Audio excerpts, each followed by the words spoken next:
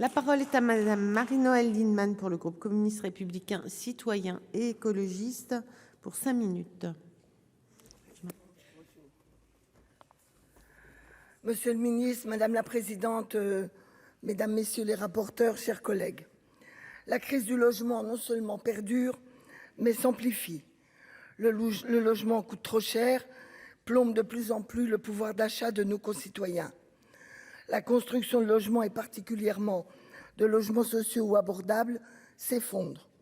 Les logements indignes ne se résorbent pas et même avec le vieillissement du parc, ils sont de plus en plus nombreux et de plus en plus dangereux.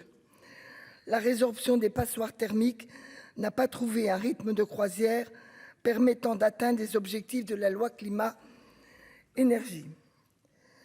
D'une certaine façon, monsieur le ministre, vous le reconnaissiez il y a quelques jours, en indiquant on doit tous se mobiliser pour que le logement ne devienne pas la bombe sociale de demain. Ce budget répond-il à cette injonction? La réponse est hélas non. Aucun réel progrès n'y est inscrit pour enrayer cette crise. Et pire, certains reculs y sont consacrés. D'abord, ce budget ne propose aucune décision qui répare les graves erreurs du précédent quinquennat.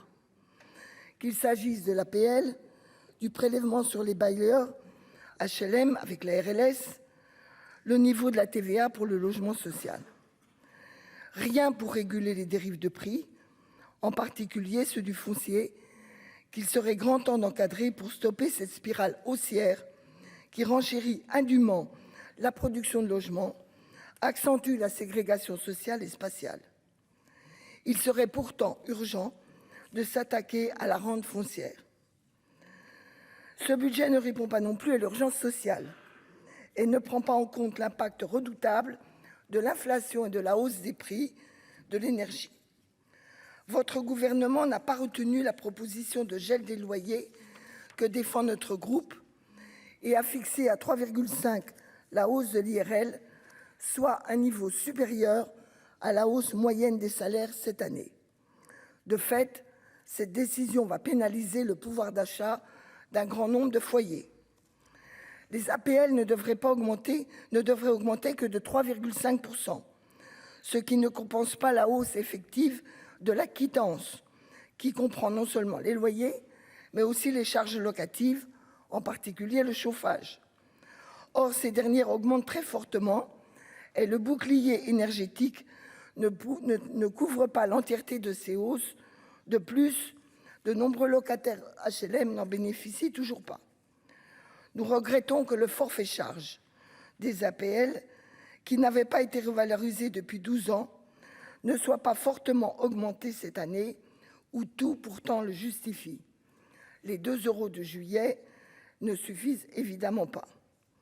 Vous auriez pu, à cet effet, mobiliser les 1,5 million d'euros économisés par l'État sur le dos des populations modestes avec la mise en place de la contemporanéité des APL sans en revaloriser le niveau.